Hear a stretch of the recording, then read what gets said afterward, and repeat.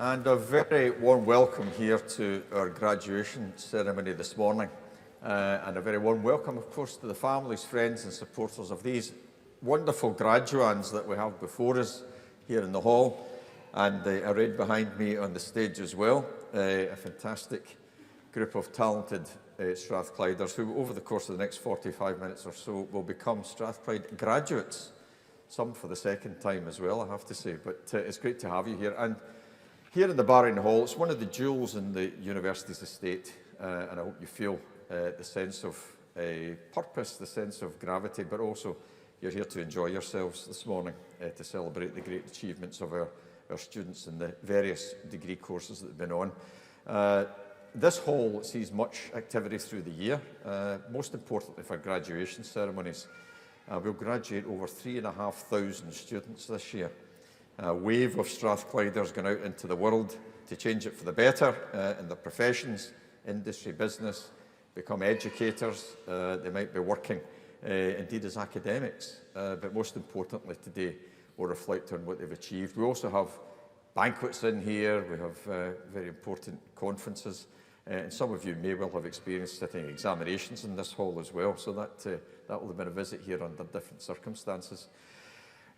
These celebrations are always joyful, but occasionally we add further to the enjoyment by celebrating highly accomplished individuals, and this morning is one of those days when we celebrate the outstanding achievements of Sir Adrien Smith, who is sitting next to me, about whom you will hear more very shortly. And we're delighted to be introducing him to award him an honorary degree at Strathclyde. When we start the ceremony proper and when our graduates come up here, you'll see this piece of furniture that sits before me. I've knelt on this 3 times over the past 40 or so years. How we used to do things was that you would come across the stage, kneel before the Chancellor or Vice-Chancellor, then we would cap you. We've become a bit more enlightened since then, so you'll certainly come across, you'll stand before me, and then I will cap you, conferring the degree to allow you then to go and get your parchment and then go back to your seats. But with no further ado, again, to those that are here as visitors, I'm happy that indeed you make your family members know that you're here in the hall when they cross the stage, within reason. But you're here to enjoy yourself and make sure that you do that, make it a day to remember. So without any further ado, I declare this congregation formally open and I invite Professor Duncan Graham to introduce our honorary graduate. Welcome and enjoy the ceremony. Thank you.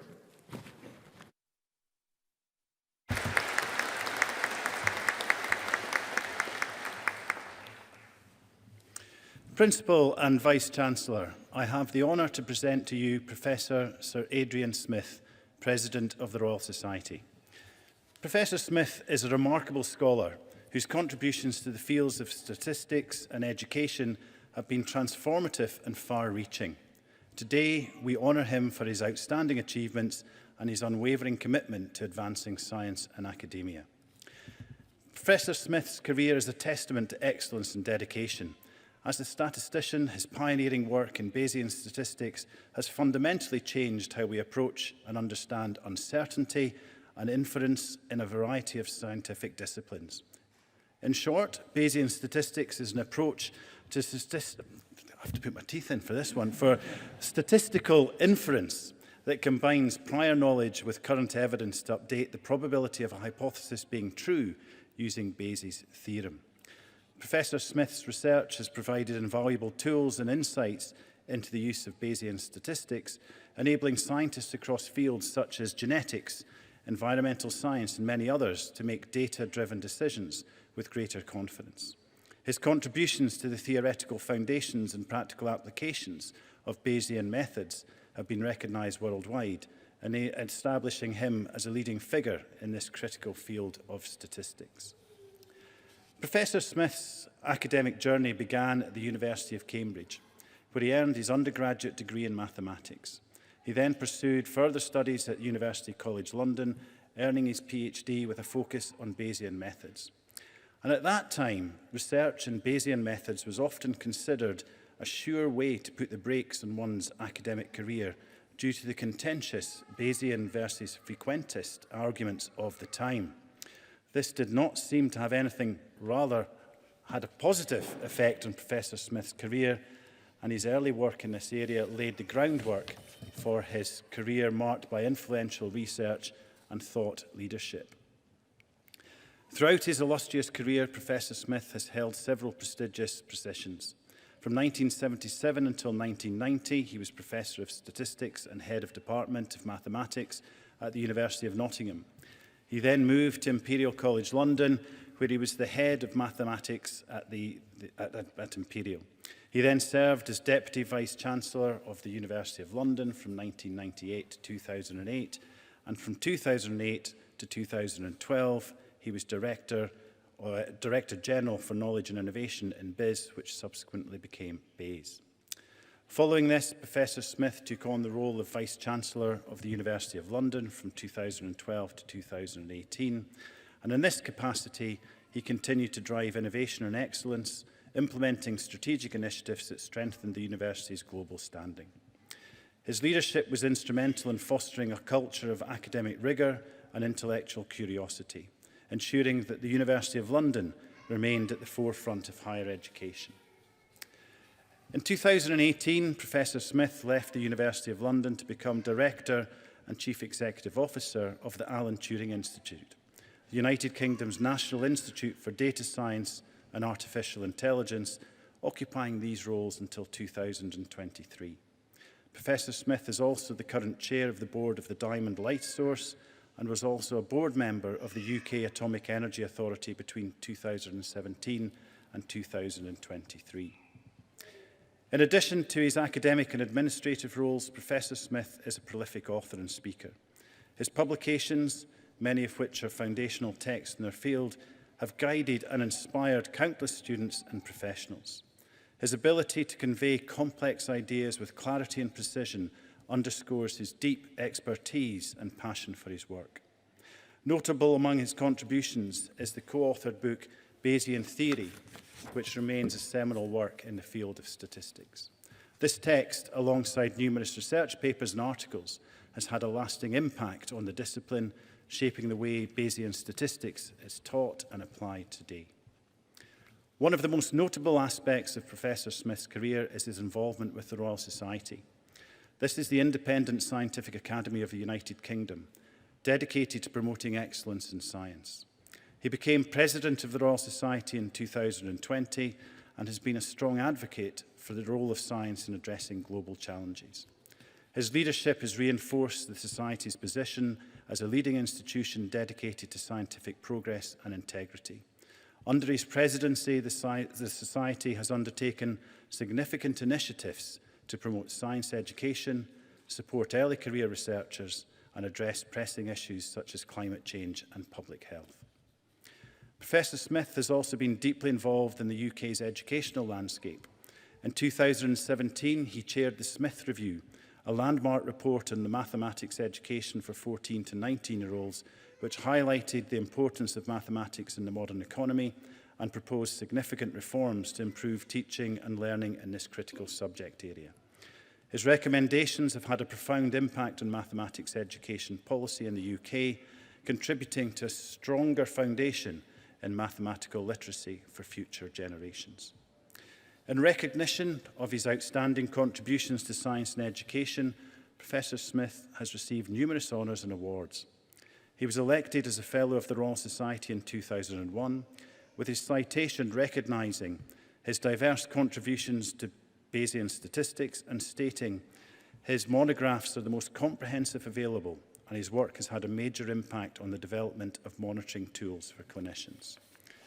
He was knighted in 2011 for his services to science and higher education, a testament to the profound impact of his work. Today, we recognise Professor Smith's exceptional contributions to statistics, education and society at large. His work exemplifies the power of intellectual curiosity, rigorous scientific inquiry and dedicated leadership. He has not only advanced our understanding of complex scientific phenomena, but also shaped the very fabric of our educational institutions and public policies. So in conclusion, Professor Adrien Smith is a leading example of academic excellence and public service. His contributions have left an indelible mark on the world and it is our great honour to celebrate his achievements here today.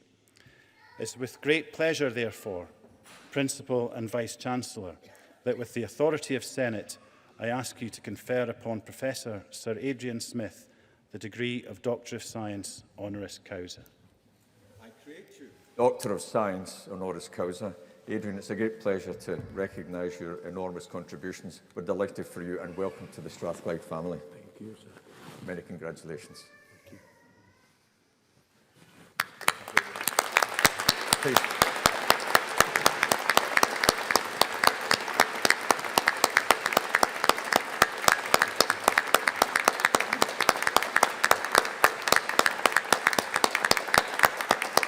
Shall I take that for you? Thank you.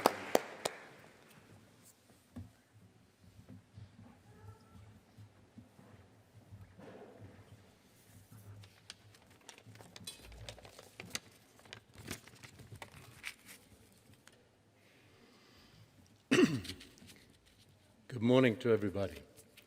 And first, of course, I would like to thank the University of Strathclyde for this great honour. In my current role as President of the Royal Society, I'm both the cheerleader for understanding the world around us and for ensuring that our understanding is put to good use for the benefit of humanity. I'm therefore doubly delighted to be honoured by a university which proudly claims to be the place of useful learning.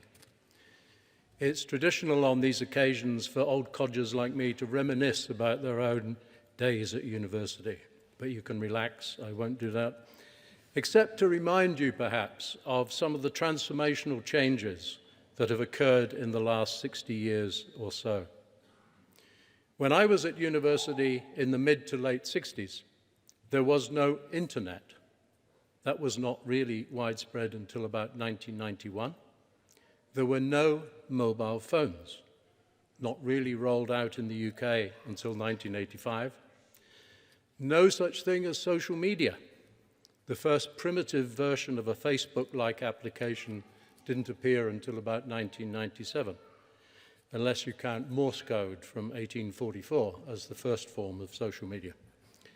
There were no ATMs or online banking. If you forgot to go physically to the bank on a Friday morning with your checkbook, you had to go in the morning, they shut at lunchtime for the afternoon for the weekend, you were reduced to borrowing from your kind friends, if you had any. And not only did you need cash from the bank, you also needed a supply of old money 1 shilling pieces, as your heating and hot water in the student accommodation relied on feeding a gas meter.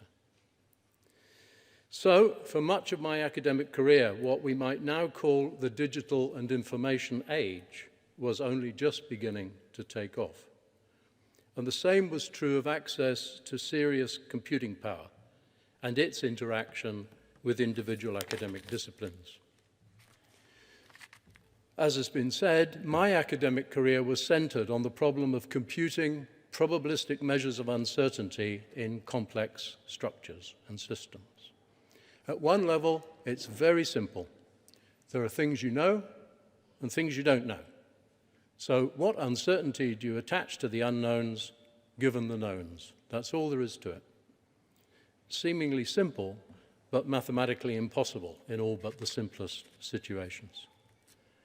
But then the availability of computing power and resource came to the rescue from about the 1980s onward and totally transformed my discipline, providing solutions to many important biomedical and physical science problems, and enabling me to give talks with pretentious titles like Computing Probabilities in a Million Dimensions.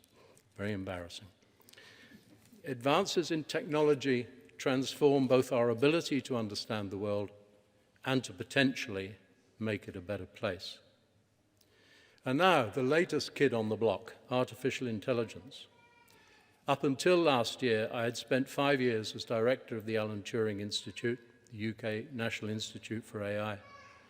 In that role, I was trying to understand both the enormous future potential positive transformations that AI could provide across all aspects of personal and social life, while recognizing the harms that could flow from the use of that technology by bad guys, the misinformation and fakes that now dominate the news. So, to conclude my few remarks, we're now well and truly in the digital and information age in all its manifestations. And the discipline that those of you graduating today have studied make you all central to the transformations and disruptions to all aspects of our daily lives that are to come. With your useful learning from this wonderful university, you are very important players in the world to come. So on the one hand, be very excited, but also be aware of your responsibility of promoting the good over the bad. Can I add my congratulations to all the graduates graduating today on your achievements and wish you all the very best for your future lives and careers.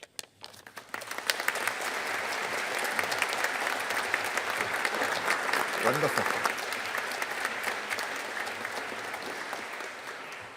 Well done.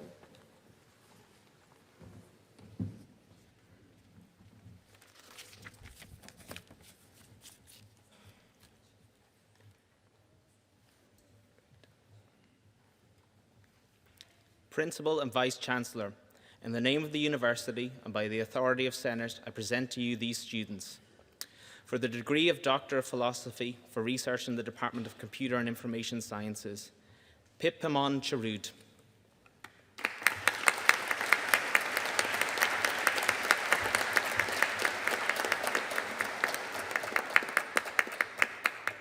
Nowenka Gertrude Aya.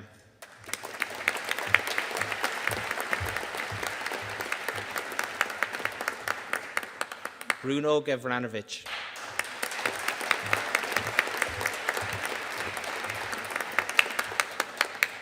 Al Majid Khan.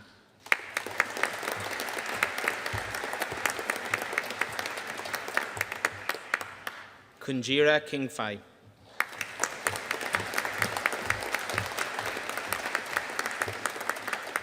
Mohammed Saqib Malik.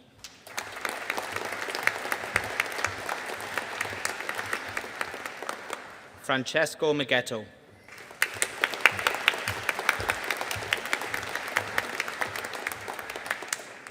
Keith Alexander Monroe.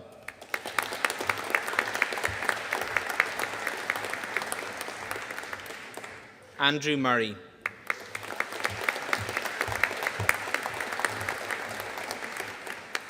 Erica Rose Silverman.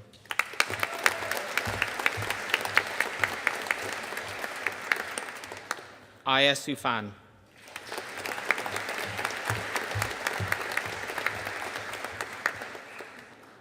For the degree of Master of Philosophy for Research in the Department of Computer and Information Sciences, Humad Rashid Ghalib Rashid Al-Mansouri.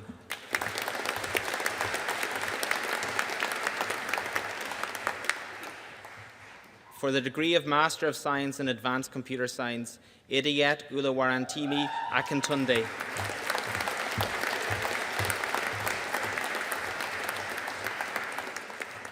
Sheikh Arbaz Alam.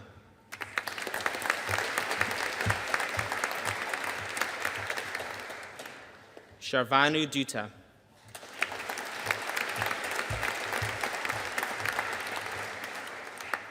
Joel Joseph.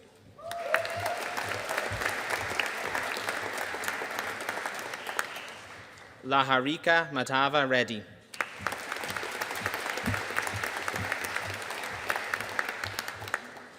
Kartik Palahali Sridhara.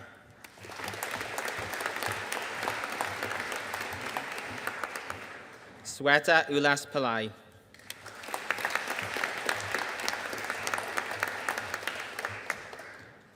Pulak Sahu.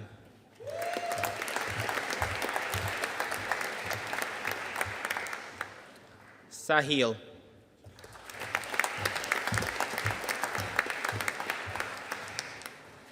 In Advanced Computer Science with Data Science, Swaminathan Mysore Nanganathan.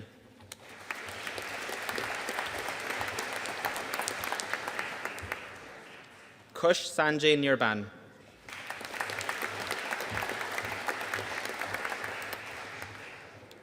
Kilmula Adil Rahman.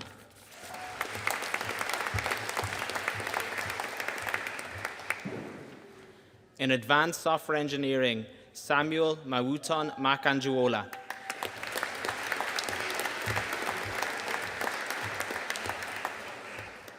In Cybersecurity, Fazil Ayman.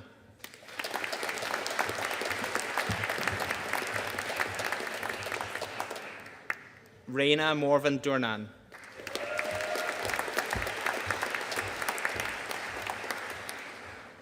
Nicola Ellison.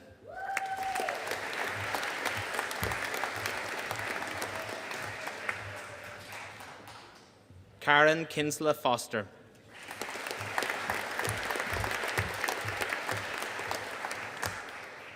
Laurie Frank.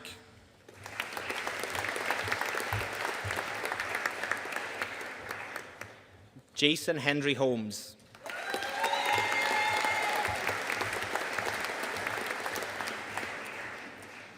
Jennifer Hillary Malloch.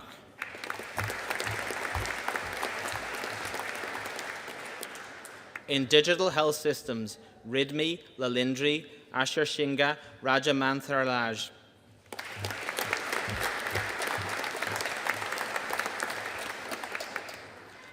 Barakat Basayo Olakatibi.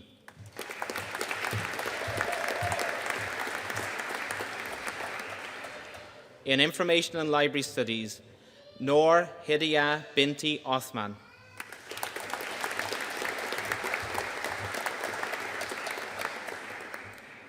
In Information Management, Safiullah Maribi.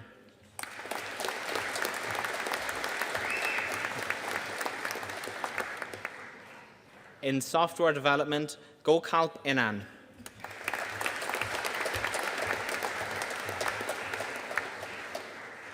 James Mann.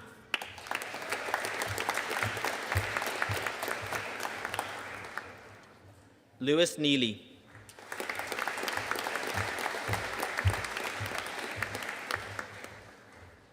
Andrew Swinney.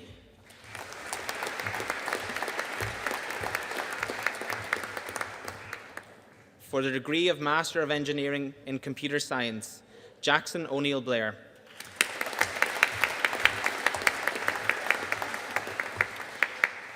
Piotr Pavel Chishon.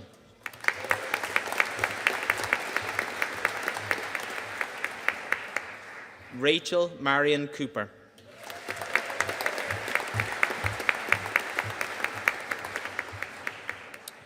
Julia Logan Curry.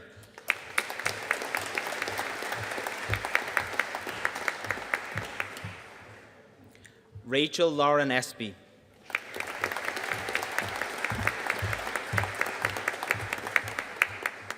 Zain bin Faim.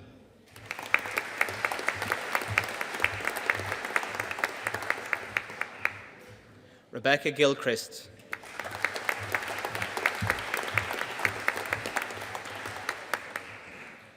Sylvie Martinova Koicheva.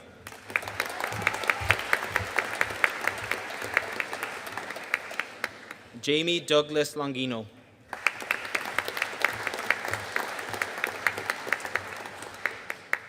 Fraser Andrew MacDonald.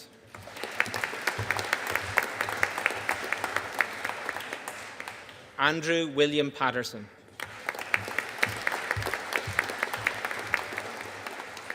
For the degree of Bachelor of Science in Computer Science, Mohammed Alouche.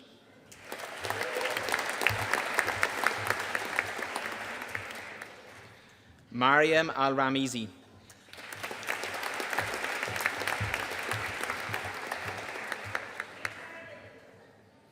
Tamaim Abdullah Al-Tamami.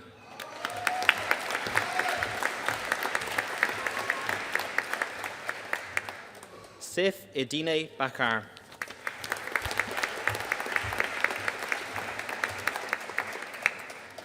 Ayushi Rajiv Badiani.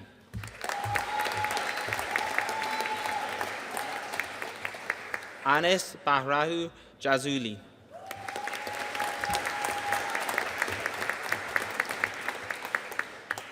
Cameron Bell.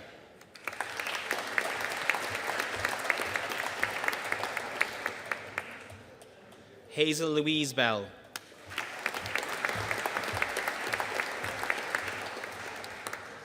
Alexandra Iona Bodnar.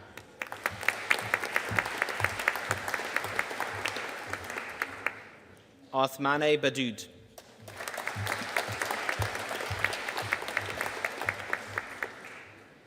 Adam Caldwell.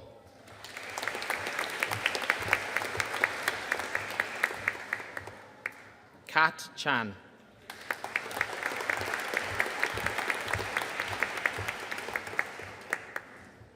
Kasper Kruszinski.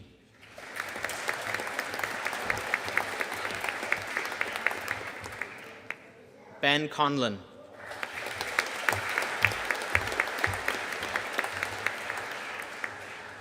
Jude Craig.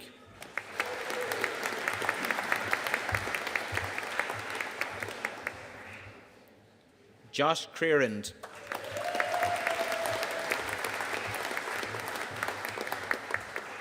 Ian Crory.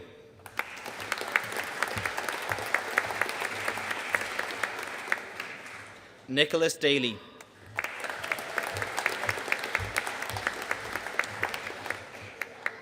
Thomas Davison.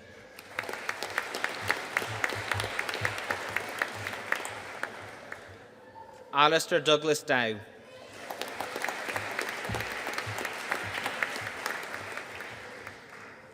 Ross Alexander Dunn.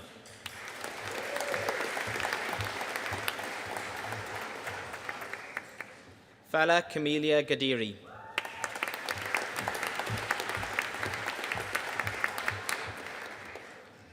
Saeed Ashan Ali Galani.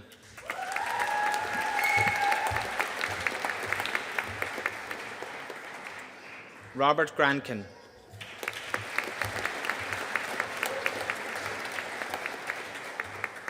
Ross Adam Gray.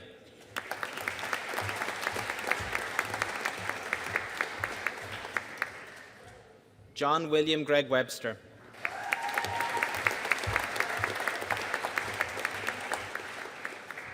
Ian Ross Galeen.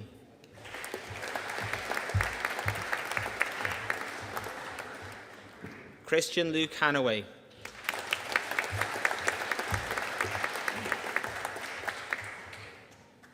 Fiona Helen Higgins.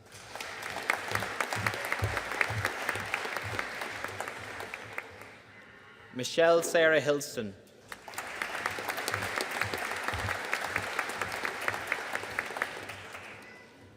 Callan Hogarth.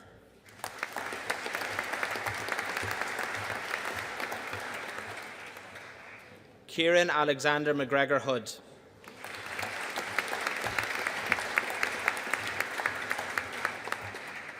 Cahal Innes.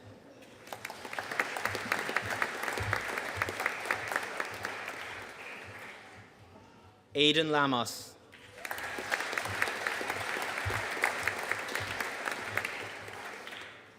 Angus Ben Little.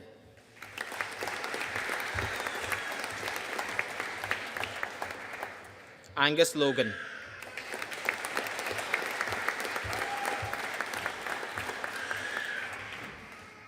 Ben MacDonald.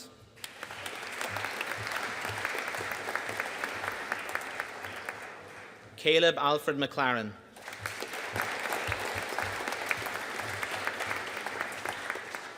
Alexander David Mayer.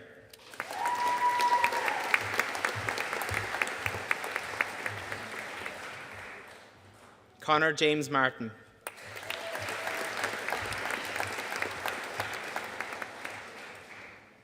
Alan William Matner.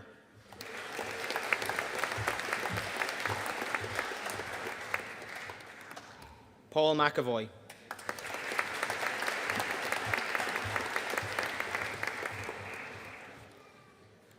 Phoebe McCutcheon.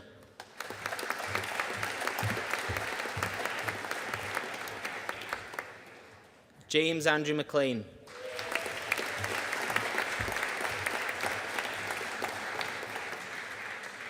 Daniel McMurray.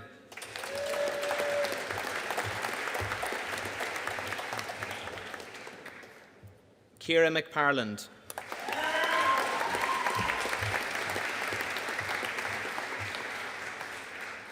Aaron Meekley.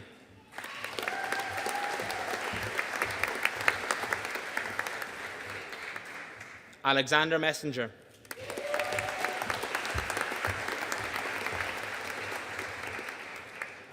Patrick Jeffrey Jarvis Newton.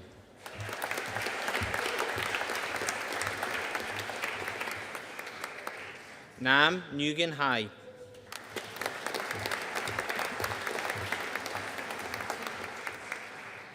Emmanuel Onanuga.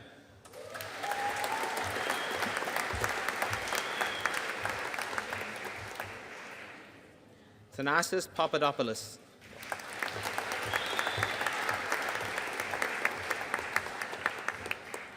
Vilian Thasnev Popov.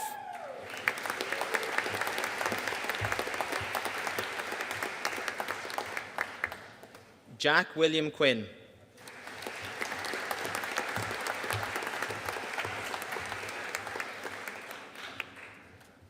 Sean Alexander Roberts.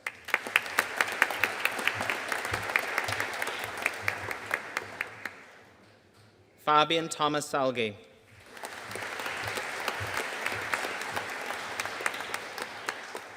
Abel Sarandi.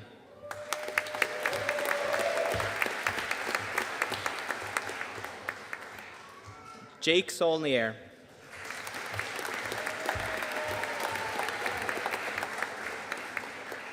Sona Singh.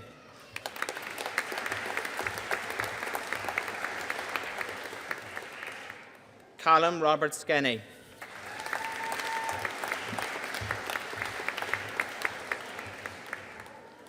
Aidan John Taylor.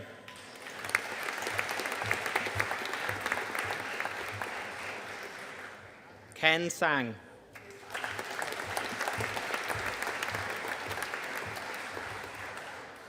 Michael Francis Verachia.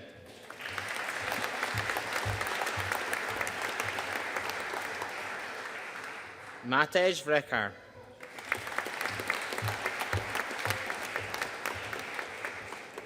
Ben Andrew Walker.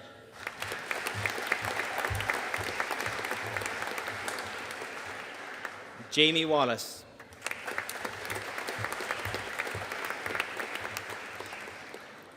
Charles Watson.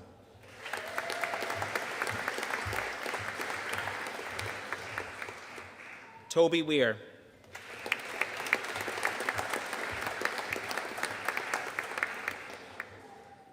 Camille Zach.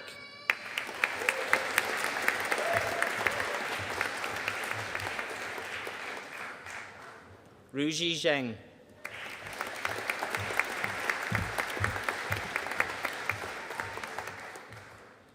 Xu Hengzhu.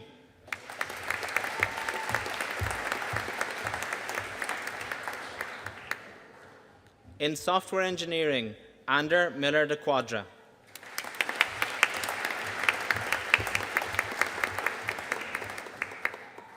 Sudeep Takal.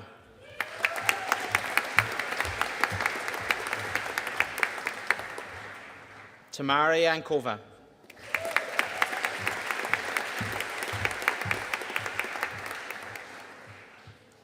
Jack William Kerr.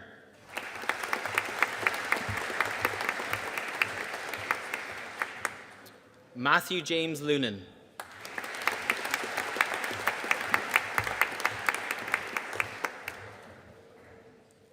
Connor McGuire.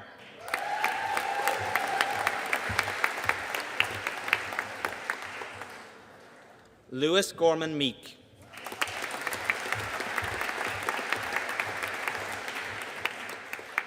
Nitish Kumar Megarajan.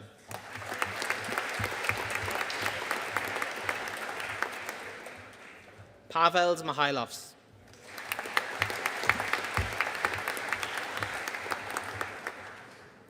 Alexis Willow Patterson.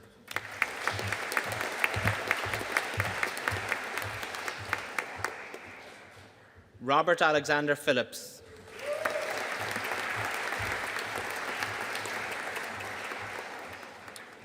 Cameron William Pollock.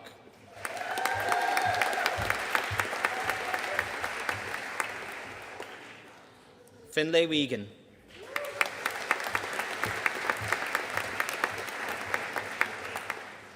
For the degree of postgraduate diploma in advanced computer science, Sanvedita Deshpande.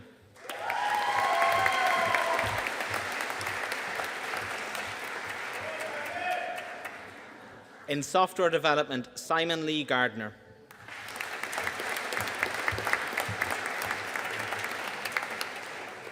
Ryan Stevenson.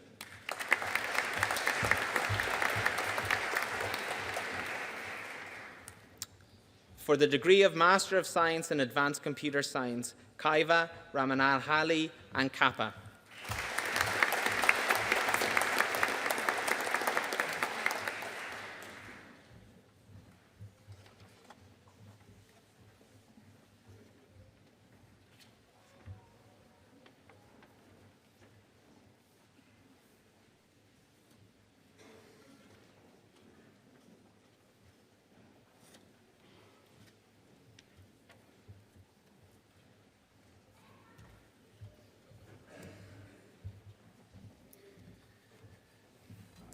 Well, ladies and gentlemen, let's give the class of 2024 a big round of applause.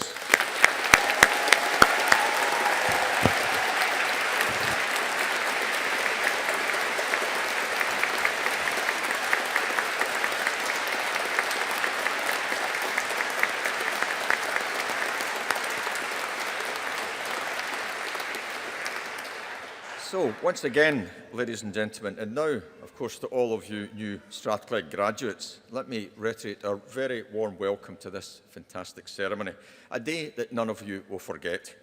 It marks the successful conclusions of many years of hard work, and now you've graduated in front of your proud families, your friends, supporters, and of course your classmates. Today, we welcome visitors from across Scotland, throughout the UK, and of course from a wonderful international community. We're delighted to see all of you here today to join in our celebrations. Importantly, your university, Strathclyde, is an institution where freedom of thought is valued and encouraged. We're a place that seeks to be both tolerant and inclusive, and where people of diverse national, cultural and social backgrounds come together here to enjoy great education and a shared student experience. Because at Strathclyde, we all benefit from having staff and students from around 130 countries. Ours is a socially progressive community, one that seeks to be an exemplar for modern society, because we're plural, multicultural, and we try to be enlightened.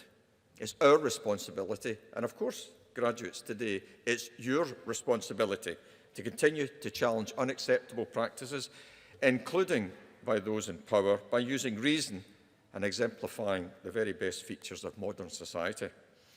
And we do this, of course, in the knowledge that, again, we are experiencing war in Europe because of Russia's illegal invasion of Ukraine. We are witnessing the horror of the conflict in the Middle East and the humanitarian disaster in Gaza.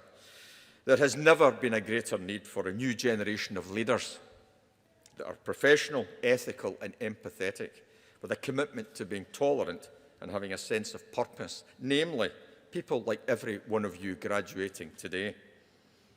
And remember, democracy is precious, and you're also graduating at a time of political upheaval and uncertainty in the world. This year, elections are taking place in 65 countries, and around 2 billion people, about a quarter of the world's population, are eligible to vote, including, of course, here in the UK. So I encourage you to make sure your opinions count in the ballot box. But of course, most importantly, we're here today to acknowledge the fruits of your hard work, the learning that you've built up, and successful completion of your degree courses, because this will be your passport to making a full contribution to your career and to society at large, in spite of the flux and uncertainty that we currently face. Of course, you're graduating in a very special year for Strathclyde, and whilst we're over 200 years old, we're celebrating our Diamond Jubilee anniversary year, marking 60 years since the award of our Royal Charter by the late Queen Elizabeth II, conferring upon us the university status of our institution. And through that Royal Charter, what was the Royal College of Science and Technology became the University of Strathclyde, the first university to be established in Scotland for over 400 years, and Britain's first technological university. And that makes us the 8th oldest university in the UK. You will also recall that not so long ago, in fact, November 2021, Glasgow hosted COP26. It's a great honour for us to show the world Glasgow and Glasgow the world when we had the summit of world leaders here coming together to agree measures to minimise global warming and climate change, the issue of our age, and we must focus our attention and our capability to address that. COP26 also saw Strathclyde engaging very meaningfully with the international figures that came here to our city. I had the privilege of entertaining John Kerry, the Special Presidential Climate Envoy, Michael Bloomberg, a fellow electrical engineer, renowned business success, and the Mayor of New York City. And we had the highlight of hosting former President Barack Obama here on our campus. And he came here to speak with young people and activists about the critical role that your generation will play in tackling climate change. He came here rather discreetly, you might imagine, for the reasons of security, but as Adrien said, through the power of social media and pervasive communications, it didn't take too long for people to realise who we were hosting. And within a couple of hours, we had several hundred people waiting to wave him goodbye as he left our learning and teaching building.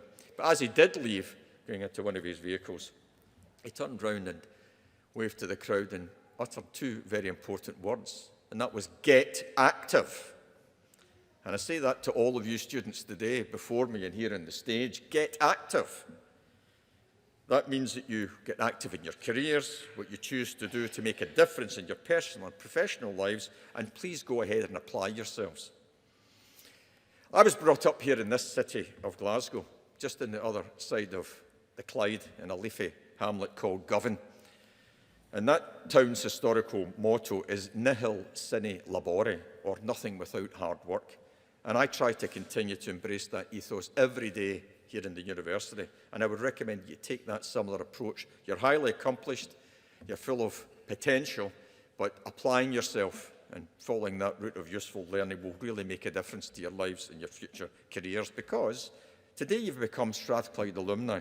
You're the latest of the university's torchbearers, just like those from many generations that have gone before you. And now, with all that you've come through successfully, I'm sure you would agree that you couldn't have done this without the backing and encouragement of the community of supporters that have surrounded you. And it's fitting that we acknowledge their part in the successful completion of your university studies. Our graduates, the university at large, owe them an enormous debt of gratitude. So, graduates and staff, please join me in thanking the families, friends and supporters for all that they've done to make today possible. Thank you very much.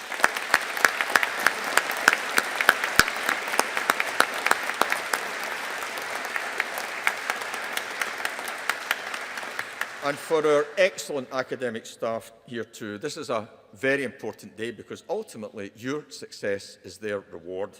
Because Strathclyde has worked hard to provide you with a high-quality education and a first-class student experience for all of our students, regardless of background. So let me invite our graduates and the families that are here to join me in thanking our staff today. Thank you.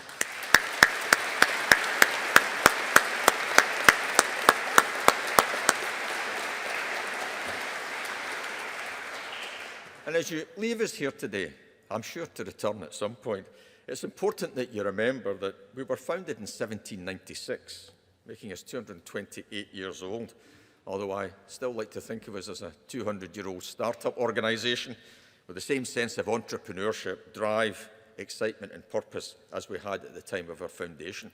And throughout our history, Strathclyde has remained faithful to our founding principles. We were established, and I quote in the language of the time, for the benefit of all mankind. And we were the only higher education institution to be established in Scotland during the time of the Enlightenment, and it was named as Anderson's Institution. A real distinction for Strathclyde, and we continue to strive and drive after that same exciting purpose, making it wholly relevant now for the 21st century. Our founder, Professor John Anderson, a physicist or natural philosopher, as he would have been referred to, with a deep engineering capability too, had strong links with Benjamin Franklin, the American inventor and academic. And Franklin was one of the founders of the University of Pennsylvania, and that was established in 1751 under the motto of useful knowledge.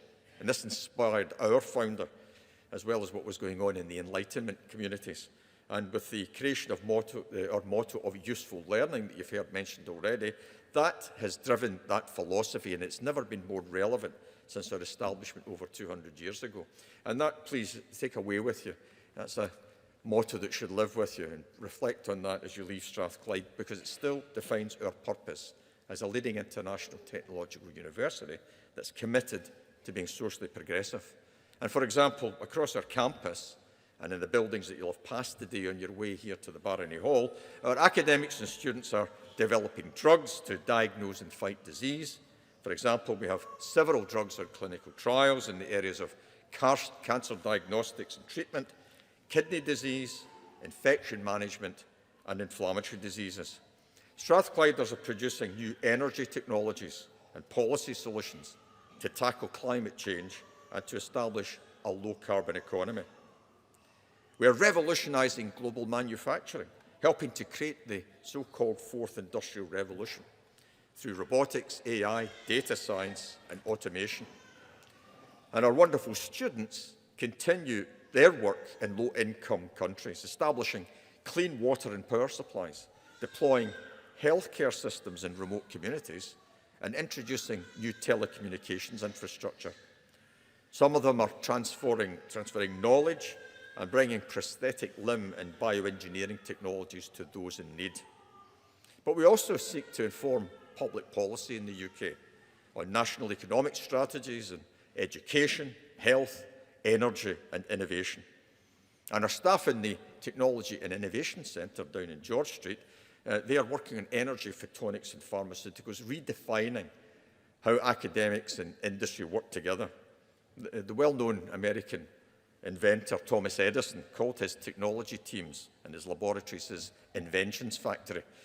Over the past few years, TIC, our Technology and Innovation Centre, has become our innovations factory, because through that we have created Scotland's first innovation district, recapturing, as it were, Glasgow's industrial might, attracting inward investment. We have around 1,600 companies in and around the centre of Glasgow now working with us in a range of areas, from energy and photonics all the way through to medtech, fintech, quantum technology, industrial AI, where there's great expertise here in the room, 5G communications and the next generation of advanced communications technologies, and space technology. And who knew that outside California, this area here around Glasgow has the biggest small satellite manufacturing capability in the world?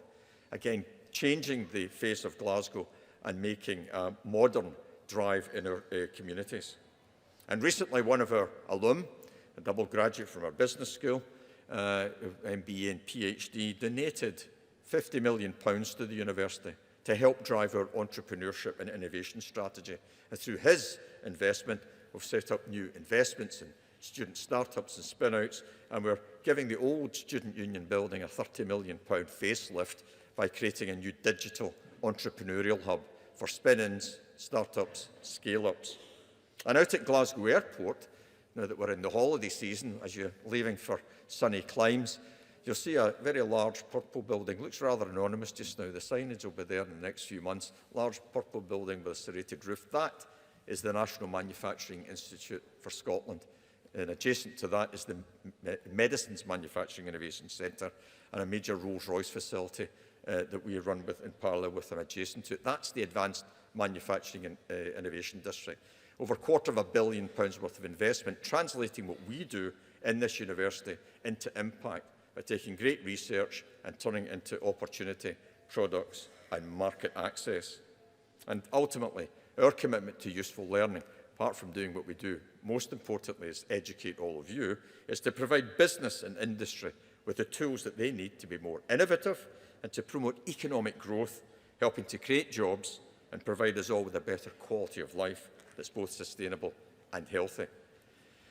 But most importantly, you've heard me talking about us being socially progressive. We seek to provide families with the opportunity to transform their lives and the lives of their families.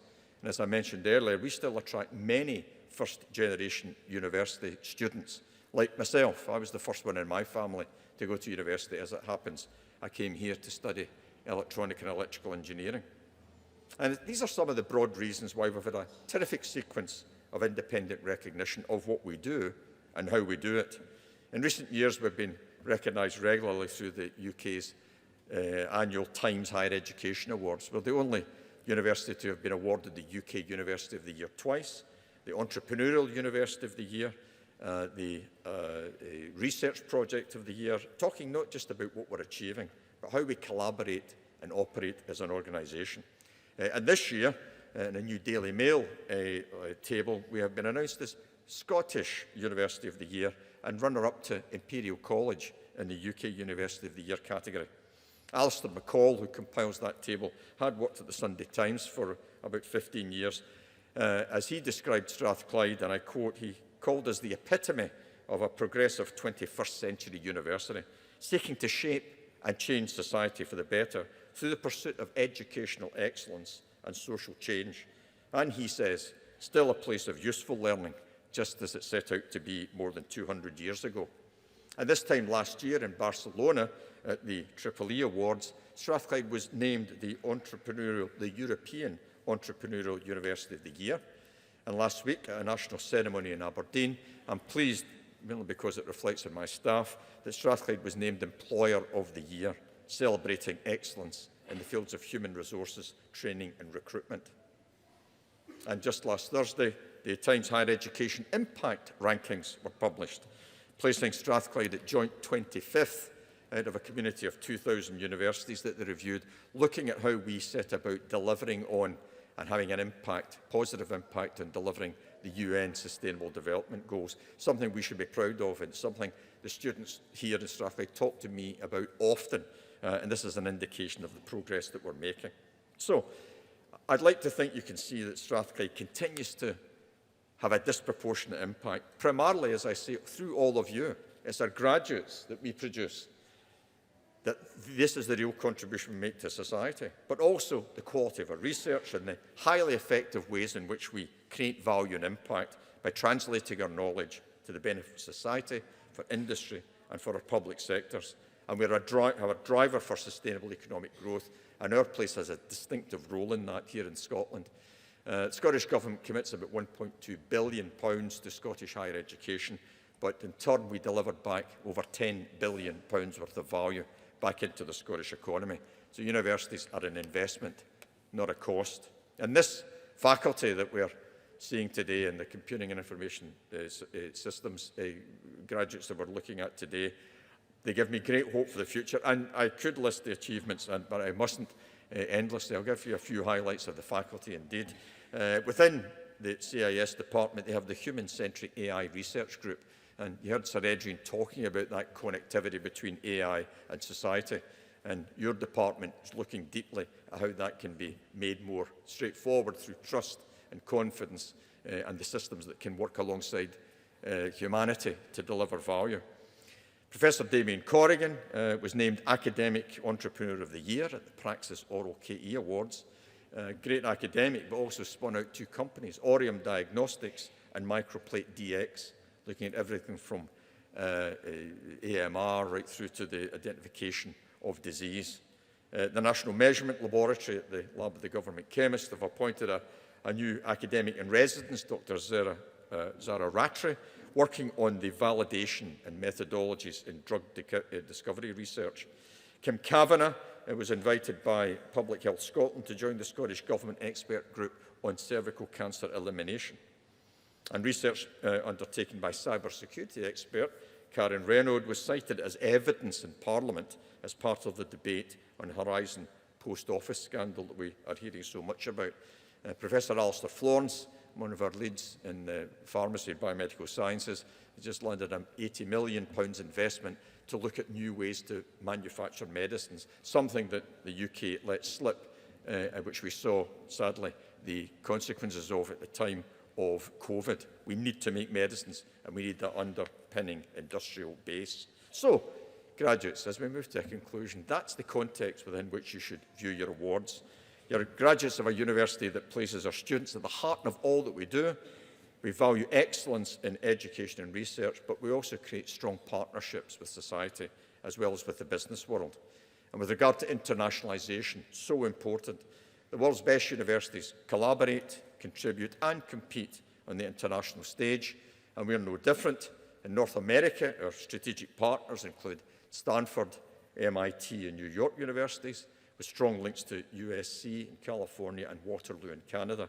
In China, we continue to work closely with Peking and Tsinghua universities in climate change, sustainability and renewable energy, and with the Hong Kong University of Science and Technology. And we have a raft of ongoing strong relationships in Europe. In spite of the challenges that Brexit brought us as a sector, and as we can see increasingly impacts on the economy, the soft power of universities collaborating, ensuring the mobility of our students, the joint efforts to tackle some of the world's greatest challenges, that will be the sustainable means by which we can take forward the ongoing collaboration in Europe. And just last month, we announced new initiatives in Bahrain and Saudi Arabia, where in Riyadh we are partnering with Princess Noura University, the world's largest all-women university, 35,000 students, where we're seeking to upskill them and to try and effect faster social change there through education in engineering and technology, science, business and the humanities. But of course, all of you have also benefited from being part of an international university, helping you emerge with the skills that you need for yourselves and your career, for Scotland and for the other nations that you'll go back to work. And our students have been exposed to the richness and value and the different cultures and traditions that are so important in the global community that we belong to. And today, as you heard earlier, you leave, of course, with your degrees, but also please understand your obligations as global citizens. And with regard to social progressive activity as well, we remain the leading Scottish research-intensive university for widening participation in our education programmes. Some youngsters from some of the most challenged communities in Scotland. Almost 1,300 again joined us this year, within which over 500 come from the most challenged communities across Glasgow in particular. But in the same period, we've achieved the 5th highest joint entrance requirements in the UK, not in Scotland, but in the UK, because we make a strategic priority of widening access and contextual admissions, dismissing the notion that if we allow wider access, it has a bad impact on our academic quality.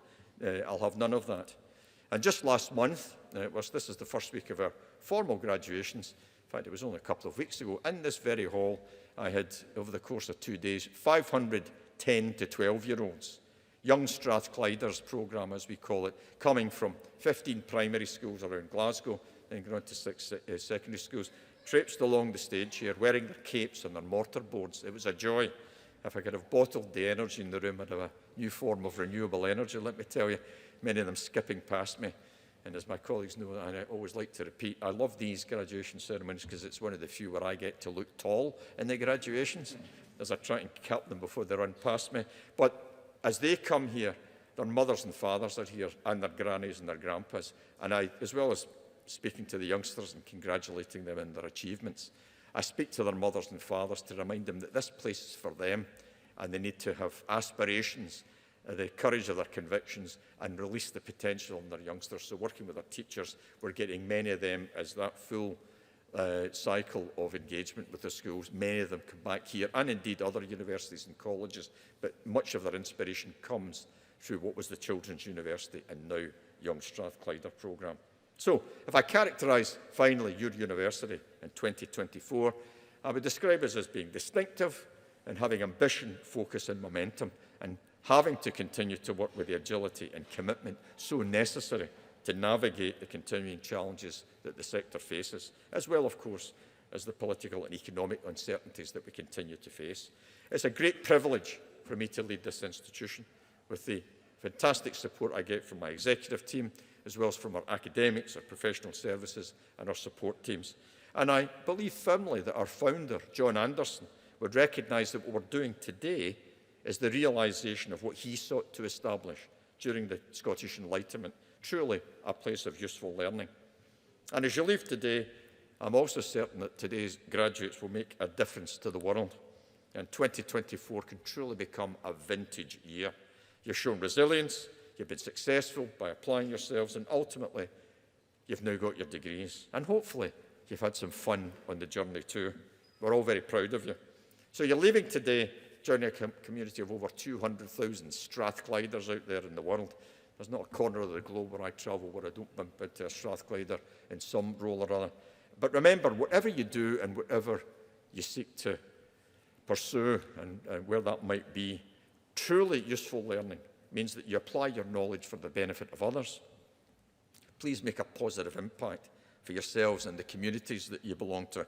Respect diversity, value freedom of expression and thought, and reach conclusions and resolve disputes through reason and tolerance. These characterise the core values of your university. So we're all here to mark your wonderful achievements. For all of those that you've been awarded your degrees today, on behalf of the university, I'd like to extend again my sincere congratulations to every one of you and wish you every success in your future careers. Please stay in touch with us and let us know about your progress. And well done, and please enjoy the rest of this very special day. Thank you.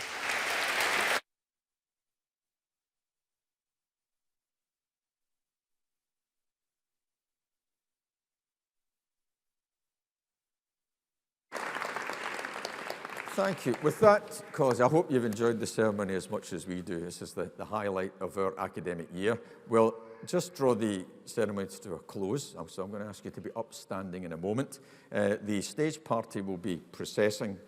You'll hear their musical accompaniment very shortly. If you'll allow us to process down the aisle, we're going to go to the Learning and Teaching building. If the students and then families could join us in procession. Please join us for refreshments and a chance to catch up. So with that, I will now formally declare this congregation closed. Thank you.